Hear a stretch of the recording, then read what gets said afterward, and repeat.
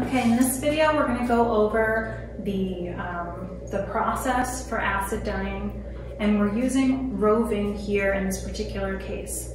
So roving is what you're being given for project 1, the very first sample that you need to make. And before we really start with the acid dye, we need to do any fiber preparation that is necessary, which in this case is very little. So as we go through the different types of fiber, I'll show you different types of preparation that are needed for those fibers in the case of using them with that, with whatever dye process we're at. So in this case, our roving comes from the manufacturer or from the wool mill, and it's been, buzzed off the sheep and sheared off the sheep, and then processed in such a way that it's now clean and it's ready to be dyed. The only thing that we need to do with it is soak it.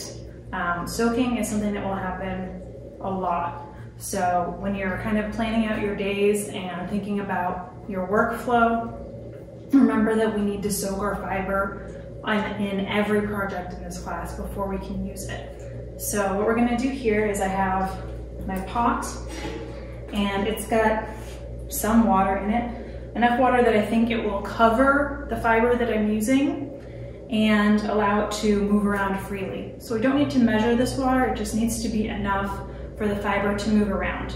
If it's very shallow and the fiber gets stuck, it will dye unevenly, and you'll have some spots that are darker or lighter or kind of murky even.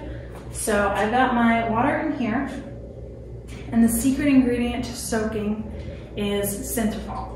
Synthepol is a really high concentrate textile detergent. So it isn't like the detergent that you use to wash your clothes, because that has a lot of extra ingredients. This will wash out the detergent that is in your clothes. So it's very, very concentrated, so we only need a little bit. And there's actually a chart on your acid dye sheet that tells you how much Synthepol you need to use, and how much salt, and how much vinegar. So those are all the extra additives that we need for this project outside of the dye. This sounds complicated, but if you just look at the chart, it'll be easy. So I just want to soak this, and I could use 1 teaspoon, which is my cap, to do an entire load of laundry. So that's a lot. So I'm just going to do a tiny, tiny smidgen. I think your sheet might say, add a few drops. Add 20 drops. Add 2 drops, but obviously I can't count 20 drops. So I'm going to add a little bit, and then I'll show you what it looks like when it looks good. For my fiber, in this case, because I'm using wool and I'm doing the acid dye process, I need to watch out for something that might happen by accident, which is called felting. So felting is a process where all of these fibers become agitated and shrink and cling to each other, which is great if you're doing that on purpose. Only here we're not doing it on purpose. So what we need to do, since we're using a lot of the dyeing and a lot of the felting techniques overlap, is to make sure that we do things a certain way. So that's why we have this in a little bag. So I've got my roving, and it's kind of laid out, separated, and in a little laundry bag, and I'm gonna put it in the pot just like this. My pot is not hot, so I can just put my hands in here. And because it's roving, it's gonna be really easy to soak. Okay, so ideally I would do this for an hour, and that would be just fine for roving because there's a lot of air in there. And if I just go like this, I can poke out all the air. And when I look at this, I can tell the water isn't really soapy. I can't see any soap. But when I pushed it down, it was really easy to get rid of most of the air. And the job of the soap is to help break the water tension, which helps the fiber soak better and not have any little air pockets in it. So if this was really easy, then I added enough soap. If you're not sure, you can add a little bit more soap. If it is sudsy, it's not gonna do anything negative, unless you add like a lot of soap and it bubbles over. So I've never had that happen, and I've never seen a student do it, but it could happen, I think. So I'm gonna show you this pot and then we will get started. So here's my pot. This is my soaking fiber with just a little bit of Synthropol, and I did the soaking right in the pot. You don't have to. You can do the soaking in a different container. Maybe you're using your pot for one project and you want to start on another project. Do your soaking in a bucket. Totally fine. I'm gonna be lazy. I didn't need the pot for anything. So while I'm letting my fiber soak, I'm gonna get all of my other additives ready. For acid dye, I need salt, Synthropol, and an acid. So in my studio, I use citric acid, but you've been told to use something easier, which is vinegar. Regular distilled white vinegar, the cheap stuff. And basically, it's called acid dye because when acid is added to it, that's when it bonds with the fiber. So we're gonna add everything else to the pot first, and then we'll add the acid later. So let's start with our dye stock solution. We've already determined that we need 15 milliliters to dye our 15 grams of fiber. I don't have to work in my dye hood right now because I've already made the solution and it's much safer. I don't have to worry about the dust. I do have to worry about making a mess of my table, and I do have to worry about getting it on my skin or my clothes. So let's start with that. I want 15 milliliters. I used my tablespoon conversion chart.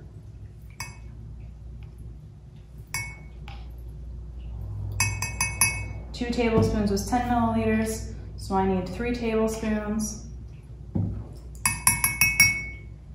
of the stock solution, that's 1%, to give me the amount that I need. So since that's such a tiny amount, I'm actually gonna add some water to that, but this is all the stock solution that I need to dye that fiber.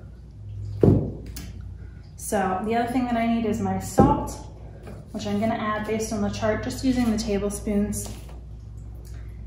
And I actually don't use salt in my studio, so you're not gonna see me do that. And I also use a different brand of acid dye, so just disregard that. Yours is from ProChem, but it's very similar. So I've got my pot with my soaking, my roving that's already soaked completely. And I'm gonna add my stock solution to this. My pot still isn't on. And I'm also gonna add my salt at this point. And then I'm gonna gently mix this around.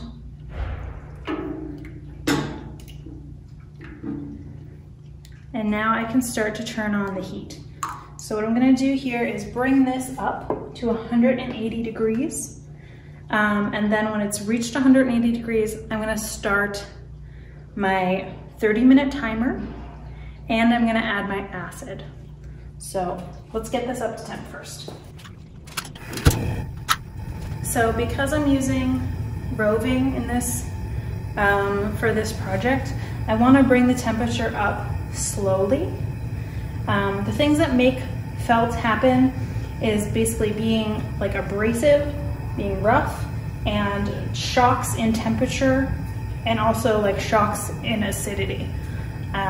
So what we're gonna do here is just bring the temperature up kind of slowly. If this was a fabric, maybe a wool fabric that I'm doing, I could not have to worry about that quite so much.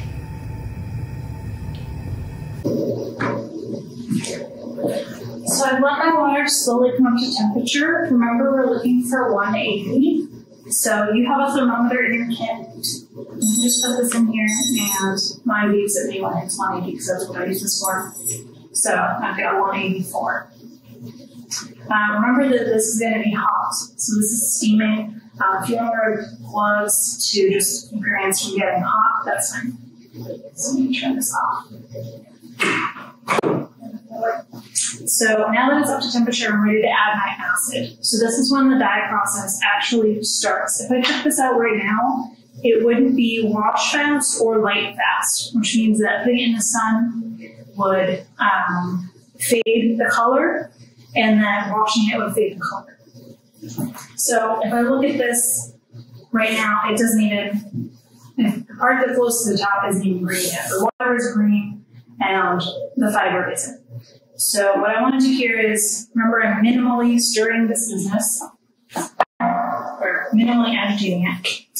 I'm going to add my vinegar, which is my acid in this case, and my chart says for every 10 grams, add a teaspoon of vinegar. So I want to let you know right now that that's a starting place. What we're doing here is raising the pH to at least a certain amount. And basically, I don't measure the pH usually, but I know that it works because the water clears up and the fiber takes on the color. So what I'm going to do here is push the fiber gently to the side. I'm going to add my acid, and then I'm going to stir my fiber. So I'm being very gentle, and what I'm actually doing, more than stirring in a circle like a cauldron, is pushing the fiber down to the bottom of the pot. And so I want to make sure that I stir this kind of well at the beginning when I've just added the acid, so that I know the acid gets everywhere. And I can see already that the fiber is taking on some of that color. Now, what I need to do now is start a timer for 30 minutes. So this needs to be at 180 degrees or higher for 30 minutes. And because I'm trying not to felt it, I don't want it to go too much above that 180. Actually, I'm turn this down a little bit. I want to keep stirring this at least every 5 minutes. So if I don't stir enough, that could lead to an uneven color. And if I didn't add my acid and then stir immediately enough, then it will be an uneven color. So I'm going to start my timer, and I'm going to stir this at least every 5 minutes. So it's been 30 minutes, and I've been stirring this pot every 5 minutes that whole time.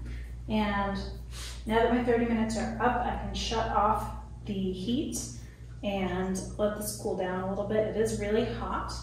So I'm going to show you the inside of the pot really quick so that you can see how the dye has absorbed into the fiber. Now you'll notice the water is very clear in this case. It doesn't always become completely clear like it is here. So if there's a little bit of water, if there's a little bit of color still in your water, it doesn't necessarily mean that you messed up. Some colors just don't, they just don't clear as nicely. If your water is still opaque, you know, it's still very much so the color of the dye that you added, then it's likely you didn't add enough vinegar, or that it hasn't actually been heated or maintained, have that heat maintained long enough. So if your pot doesn't look like this, think about the time, the temperature, and the acid. And double check all three of those, and if you didn't mess up some more there, then double check your dye stock math. Say you added the wrong amount of dye stock. If you added a lot more dye stock than you were supposed to, obviously your depth of shade is going to be off. So that might be one reason that your water is still has a lot of color in it. So after I've done my dyeing process, I need to wash, then rinse, and then dry my material before I can work with it. And this is all pretty standard for all of the dye processes we'll go over. So I'm going to use my tongs for this. You could use a stick. Some of you have short tongs, and I've included a stick, so you can just reach in here and kind of pull it out this way. Your stick's not as big as mine. Or you can reach in with the tongs and pull it out. You want to let as much of this water drain as possible. And then what I'm going to do next is put it into some warm water. And what I want to do is make sure that I don't shock this in temperature too much, since it is roving. If this was fabric, I wouldn't have to worry about the temperature shock. So I'm going to take my roving and I'm going to put it in my warm water.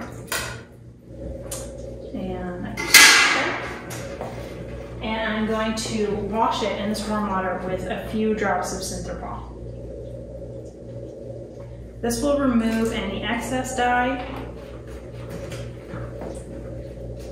from the fiber so that you don't, later it won't rub off on anything. So I'm going to wash this by hand, and that is exactly what I would recommend you do for all of our samples here, just because they're so small. So I'm going to wash this, and I'm just being very gentle. I'm not being too abrasive. I have my glove on because this water is pretty warm. It's not as hot as my 180-degree dye bath.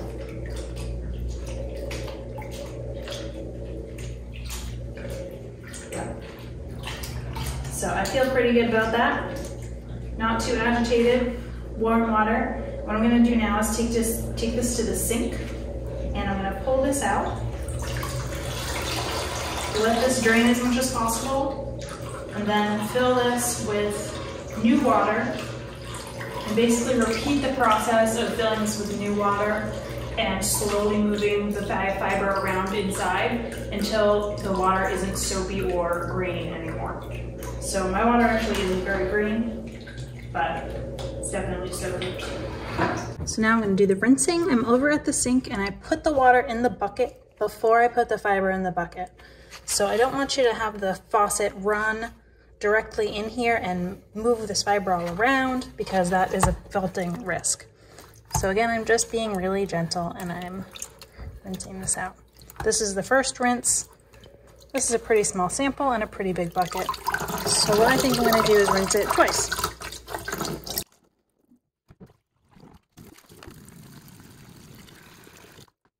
Now this is my second rinse, and I'm not seeing very many bubbles here.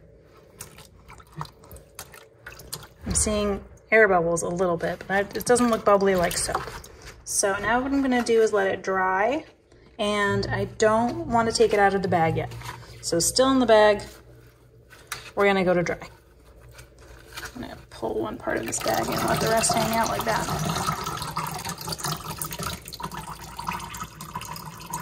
So in my case, what I'm gonna do is just kind of clip it to the side of the sink. You could also put it on a clothesline. You could put it, you could lay it out flat on a towel. You could clamp it to the inside of a bucket. So I'm just gonna lay mine on this towel, and I'm gonna let it dry completely before I touch it anymore or before I take it out of this bag. I'm avoiding, the abrasion that will cause felting in this case. If it was a fabric, of course I wouldn't have to let it dry in the bag. I could take it out of the bag and just hang it up by itself, or lay it out flat on a towel by itself. Now, as for cleaning up my dye pot, you can't really tell that this was dye water before, so I want to make sure you take care of it kind of soon. Usually there would be a little bit of color and you could tell. So mine is hot still. So what I'm gonna do is actually wait a little bit longer, and then I'm gonna go dump it out just for safety. But if you were at school, you could take your gloves, and these aren't hot at all. And as long as the handles aren't hot, you can take it and dump it out in the sink and wash it out. Just be careful because the bottom might be hot. So this is fine to go down the drain and just wash normally, as long as you're not using your food sponge.